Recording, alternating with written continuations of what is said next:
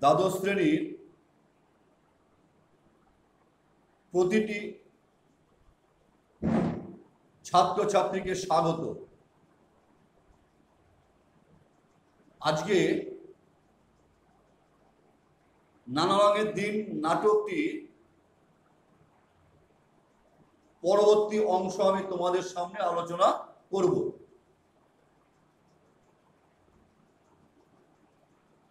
তোমরা মন দিয়ে শুনবে। গতদিন আমি যেখানে শেষ করেছিলাম সেখান থেকে আমি শুরু করছি। তাহলে রজনী নিজেকে বলছে যে আর পাঁচটা মানুষের মতো ভদ্রভাবে বাঁচুন, মদের নেশায় উল্টোপাল্টা না বলে মেকআপ টেকআপ তুলে বাড়ি যান। এইরকম করলে আপনার হার্ট অ্যাটাক হতে পারে। বলছে এগুলো সব মাতালে কারবার। তার এই ভাবনা হচ্ছে, এইরকম ভাবনা হতে হতে যখন রজনী যখন স্টেজ থেকে বেরিয়ে যাচ্ছে, তখন নাটকের অপর চরিত্র কালিনা সে মঞ্চে প্রবেশ করে। তার পরনে নোংরা পাজামা, গায়ে কালো চাদর জড়ানো। এইরকম দেখে রজনী ভয় পেয়ে যায়। সে এগিয়ে গিয়ে আবার পিছিয়ে আসে, ভয় পাচ্ছে, তবুও আগন্তুকের পরিচয় জানতে চায়। আগন্তুক তার পরিচয় দেয় যে আমি কালীনাথ সেন, এবং রজনীর কাছে অনুরোধ করে তিনি যেন মালিকের কানে কথাটা না তোলেন। তার ঘুমানোর জায়গা নেই, প্রতিদিন রাতে সে এই গ্রিন রুমে ঘুমিয়ে থাকে। যদি তিনি মালিকের কানে কথাটি তোলেন, তাহলে হয়তো মালিক তাকে আর এখানে ঘুমাতে দেবে না। যেহেতু রজনীর ঘুমানোর কোনো জায়গা নেই, সেই কারণে তার কাছে অনুরোধ করছে, দয়া করে আপনি মালিকের কানে কথাটা তুলবেন না। গতদিন আমরা এই পর্যন্ত আলোচনা করেছিলাম, আমি তার পরের থেকে আজকে আলোচনা করছি। তাহলে কালীনাথের পরিচয় পেয়ে রজনী একটু আশ্বস্ত হয়। যাক, আশ্বস্ত হয়ে অভিনেতা হিসাবে পাবলিকের কাছে যে তার কদর এখনো আছে তা বলতে থাকে রজনী। কিন্তু বলছে দুঃখের কথা, যতক্ষণ স্টেজে থাকে ততক্ষণই তার কদর, তারপর পাবলিক তার খোঁজ রাখে না। তাহলে রজনীর কথায় আশ্বস্ত হয়ে রজনী বলতে থাকে যে অভিনেতা হিসেবে পাবলিকের কাছে তার যে এখনো কদর আছে সে কথা বলতে থাকে। কার কাছে? কালীনাথের কাছে। একথার পাশাপাশি তিনি এও বলেছেন যে দুঃখের বিষয়, যতক্ষণ স্টেজে আছে ততক্ষণই তার কদর, তারপর পাবলিক স্টেজ থেকে নেমে গেলে পাবলিক আর তার খোঁজ রাখে না। এবং কেউ বলে না রজনীকে বাড়ি যাওয়ার কথা। মদ খেয়ে গ্রিন রুমে শুয়ে আছে, সমস্ত কুশীলবরা, অভিনেতা সবাই চলে গেছে, কেউ রজনীকে বলেনি যে আপনি বাড়ি যান। কিন্তু রজনী বলছে যে দর্শকের কাছে তার কদর এখনো আছে। কিন্তু দুঃখের বিষয়, পরিতাপের বিষয়, যতক্ষণ স্টেজে থাকে ততক্ষণই তার কদর, তার বাইরে পাবলিক তার খোঁজ করে না। কেউ বলে না রজনী বাবু আপনি বাড়ি যান। এই প্রসঙ্গে কালীনাথ রজনীকে তার বাড়িতে পৌঁছে দেওয়ার কথা বললে তার মনের কষ্ট আরো দ্বিগুণ বেড়ে যায়। যখন রজনী বলল যে তাকে কেউ বাড়ি যেতে বলে না, এই প্রসঙ্গে এই কথা শুনে কালীনাথ যখন রজনীকে তাকে বাড়িতে পৌঁছে দেবার কথা বলে, তখন তার মনের কষ্ট, মনের ব্যথা, মনের বেদনা আরো শতগুণে বেড়ে যায়। তিনি বলেন এই পৃথিবীতে তিনি একা, নিজের বলতে কেউ নেই, মরবার সময় তার মুখে জল দেবার পর্যন্ত কেউ নেই। পাবলিক তাকে ভালোবাসলেও স্টেজের বাইরে তাকে কেউ ভালোবাসে না।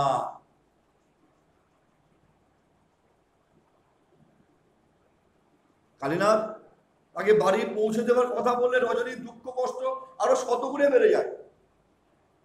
সে বলে পৃথিবীতে তিনি একা, নিজের বলতে কেউ নেই, মরবার সময় মুখে জল দেওয়ার পর্যন্ত কেউ নেই।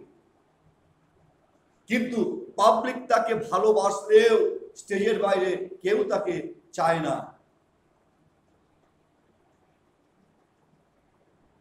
এটা নিয়ে রজনীর এত দুঃখ, এই কথা বললে কালীনাথ বললে, রজনী বলে যে আপনি এত দুঃখ করছেন এটা নিয়ে, আপনি এত কষ্ট পাচ্ছেন।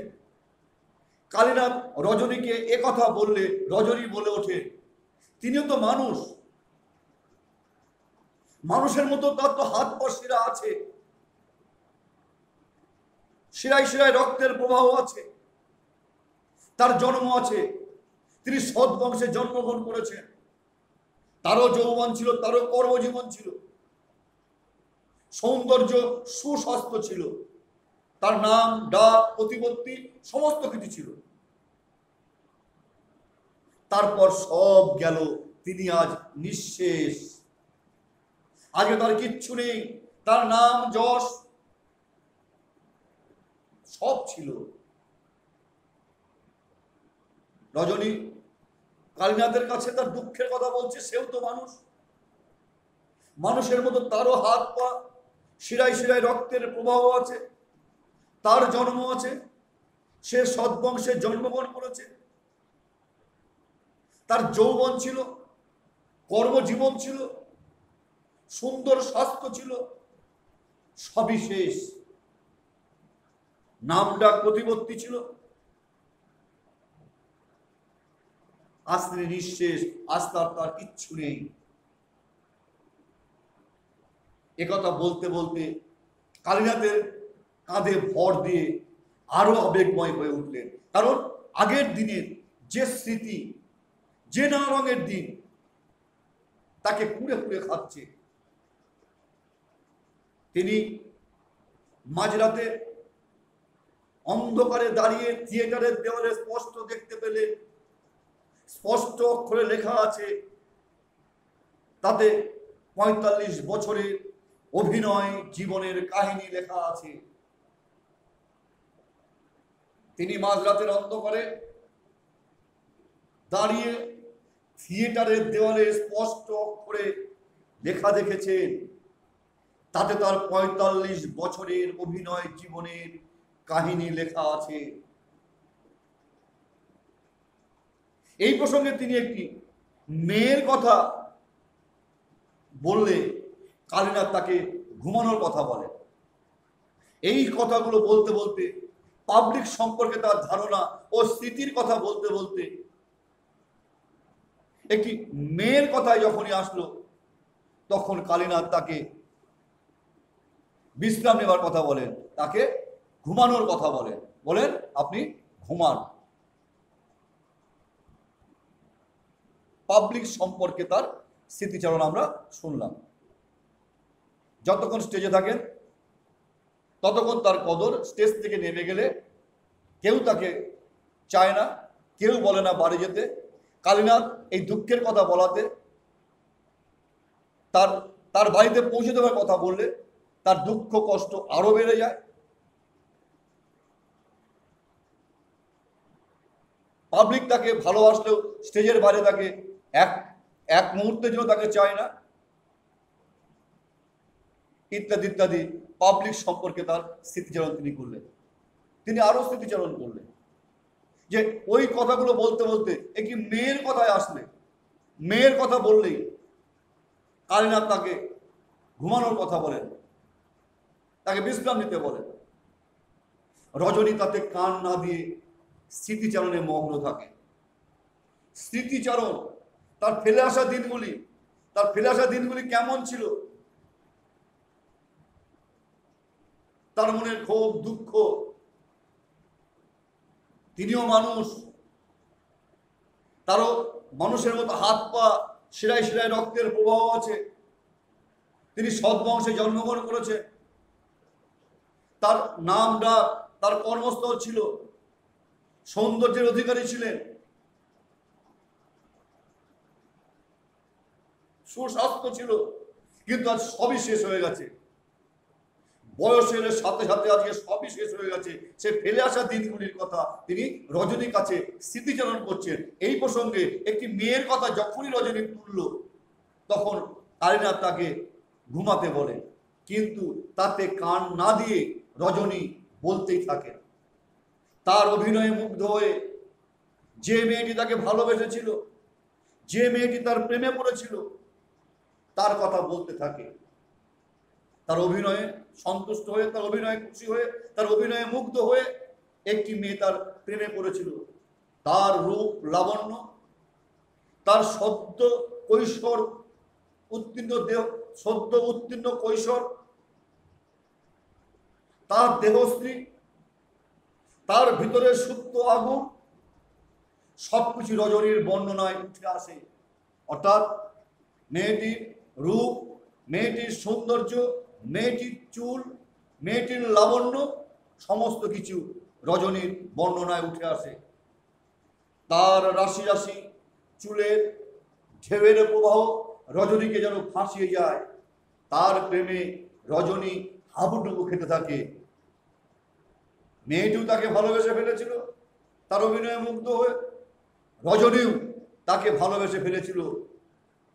তার চুলের ঢেউয়ের প্রবাহে রজনীকে ভাসিয়ে নিয়ে যায়। এইভাবে যখন তাদের প্রেমের বন্ধন যখন দৃঢ় হলো, বন্ধন যখন শক্ত হলো, তখন রজনীর পক্ষ থেকে মেয়েটিকে বিয়ের প্রস্তাব দেওয়া হয়। মেয়েটি রাজি হলো, কিন্তু শর্ত দিল তাকে অভিনয় ছাড়তে হবে, থিয়েটার করা ছাড়তে হবে। সেদিন স্টেজে অভিনয় করতে করতে রজনী উপলব্ধি করেছিল, রজনীর উপলব্ধি হলো নাট্যাভিনয় একটা পবিত্র শিল্প।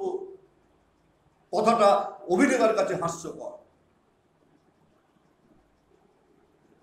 অভিনয় পাবলিকের কাছে ক্ষণিক বিনোদন, তাদের কাছে অভিনেতা নিছক থিয়েটারওয়ালা, একটা নকল নবিশ, একটা অস্পৃশ্য ভাঁড়। তাদের সঙ্গে মেলামেশা করা যায়, তাদের সঙ্গে হাসি ঠাট্টা মস্করা করা যায়, কিন্তু তাদের সঙ্গে বৈবাহিক সম্পর্কে গড়ে ওঠার কোনো প্রশ্নই ওঠে না। এই বৈবাহিক সম্পর্কের কথা বললেই তারা মুখ ফিরিয়ে নেয়। রজনী তাই কাউকে বিশ্বাস করে না। পাবলিককে থিয়েটার দেখা, টিকিট কেনা খদ্দের ছাড়া আর অন্য কিছু বলে মনে হয় না।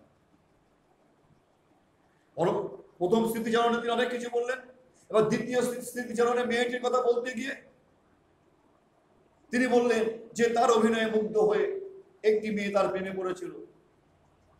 তার রূপ লাবণ্য, তার সৌন্দর্য রজনীর বর্ণনায় উঠে আসে। মেয়েটির চুলের ঢেউয়ের প্রবাহে রজনী ভাসতে থাকে। যখন উভয়ের প্রতি প্রেমের বন্ধন যখন দৃঢ় হয়ে গেছে, গাঢ় হয়ে গেছে, তখন রজনীর পক্ষ থেকে মেয়েটির কাছে বিয়ের প্রস্তাব দেওয়া হয়। মেয়েটি রাজি হয়েছিল, কিন্তু শর্ত দিয়েছিল তাকে থিয়েটার করা ছাড়তে হবে। সেদিনকেই অভিনয় করতে করতে রজনীর উপলব্ধি হয়েছিল অভিনয় একটা পবিত্র শিল্প। এটা অভিনেতার কাছে একটা হাস্যকর, অভিনয় পাবলিকের কাছে একটা ক্ষণিক বিনোদন, তাদের কাছে অভিনেতা একটা নিছক থিয়েটারওয়ালা, একটা অস্পৃশ্য ভাঁড়। যেন তাদের সঙ্গে মেলামেশা করা যাবে, তাদের সঙ্গে বন্ধুত্ব করা যাবে, কিন্তু তাদের সঙ্গে বৈবাহিক সম্পর্ক স্থাপনের প্রশ্নে তারা মুখ ফিরিয়ে নেয়। অর্থাৎ তাদের সঙ্গে বৈবাহিক সম্পর্ক স্থাপন করা যাবে না, সেই দিন থেকে রজনী আর কাউকে বিশ্বাস করে না। পাবলিককে থিয়েটার দেখা, টিকিট কেনা, খদ্দের ছাড়া তারা অন্য কিছু বলে মনে হয় না।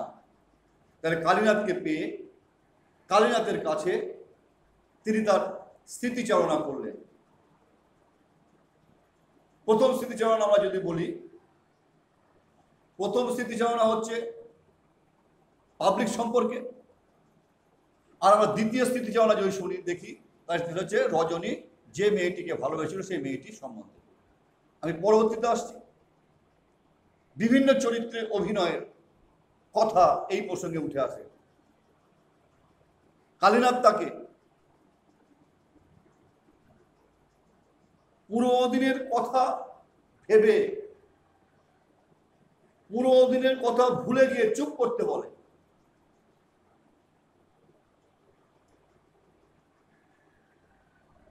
রজনী কালীনাথের কাছে তার ফেলে আসা দিনগুলি, ফেলে আসা দিনের স্মৃতিচারণা করছেন। কালীনাথ তাকে পুরো দিনের কথা ভেবে, পুরো দিনের কথা ভুলে গিয়ে তাকে চুপ করে বসতে বলে। কিন্তু রজনী বলতেই থাকে, রজনী বলতেই থাকে যে পুরনো দিনে বিভিন্ন চরিত্রে চিত্রায়িত নানা রঙের চরিত্রের কথা, বিগত দিনে পুরনো দিনে যে সমস্ত চরিত্রে অভিনয় করে এসেছে সেই সমস্ত চরিত্রের কথা, নানা চরিত্রের কথা, নানা রঙের চরিত্রের কথা কালীনাথের কাছে বলতে শুরু করে। এই প্রসঙ্গে তিনি বলেছেন, সেই সময় বুকে কি অসীম বিশ্বাস নিয়ে চরিত্রকে বাস্তবায়িত করতেন, অর্থাৎ যে চরিত্র তাকে দেওয়া হতো সেই চরিত্রকে তিনি বাস্তবায়িত করতেন। রজনী কালীনাথের কাছে বলছেন বুকে কি অসীম বিশ্বাস নিয়ে চরিত্রকে তিনি বাস্তবায়িত করতেন। এই প্রসঙ্গে তিনি রিজিয়া নাটকে বক্তিয়ারের ভূমিকায় রজনী অভিনয় শুরু করেন। ভালো করে তোমরা শুনবে, এই প্রসঙ্গে রিজিয়া নাটকের বক্তিয়ারের ভূমিকায় রজনী অভিনয় শুরু করে। তারপর ডিএল রায়ের শাহজাহান নাটকে ঔরঙ্গজেব ও মোহাম্মদের সিনটা কালীনাথ ও রজনী দুজনে অভিনয় করে। রজনী একা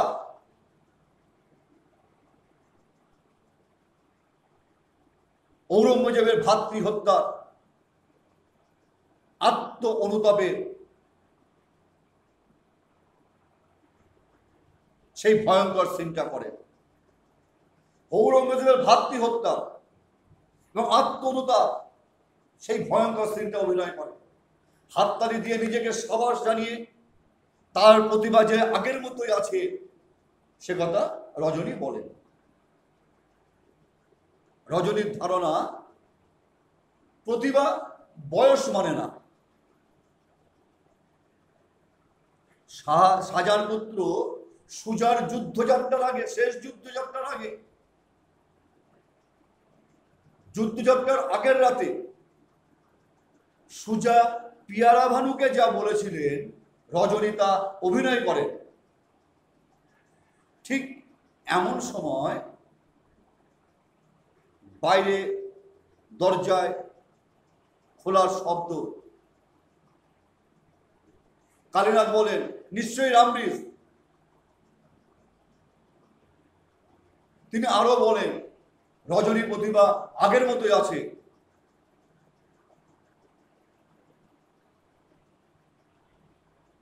কালীনাথকে কাঁদতে দেখে রজনী তাকে জড়িয়ে ধরেন এবং জল ভরা চোখে বলতে থাকেন মানুষ শিল্পকে ভালোবাসে, সেই শিল্পের বার্ধক্য নেই, একাকিত্ব নেই, রোগ নেই, মৃত্যু ভয় নেই। রজনী জানে তার বয়স হয়েছে, তাদের জীবনের পাত্র শূন্য করে প্রতিভাও চলে গেছে। ওথেলোর কথাগুলো স্মরণ করেন। কালীনাথ বলে ওঠেন, রজনী চাটুর্যে মরবেন না, রজনী চাটুর্যে মরতে পারেন না। নাটকটা এখানেই শেষ। আমি 2 দিনে নাটকটা সম্বন্ধে তোমাদেরকে বিস্তারিত আলোচনা করলাম, পয়েন্ট বাই পয়েন্ট আলোচনা করলাম। আজকে আলোচনা করলাম পাবলিক সম্পর্কে স্মৃতিচারণ, আরো স্মৃতিচারণ, বিভিন্ন চরিত্রে অভিনয়, আর হচ্ছে ক্রমহাসমান প্রতিবার বেদনায় বৃদ্ধ রজনী। বিস্তারিত আলোচনা করলাম। যদি তোমাদের কোথাও বুঝতে অসুবিধা হয়ে থাকে, শ্রেণীকক্ষে পাঠদান শুরু হলে অবশ্যই আমাকে জিজ্ঞাসা করবে, আমি অবশ্যই আবার তোমাদেরকে বুঝিয়ে দেব। তোমরা ভালো থেকো, তোমরা সুস্থ থেকো, বাড়িতে থেকে পড়াশোনা করো। আবার দেখা হবে পরের ক্লাসে। ধন্যবাদ।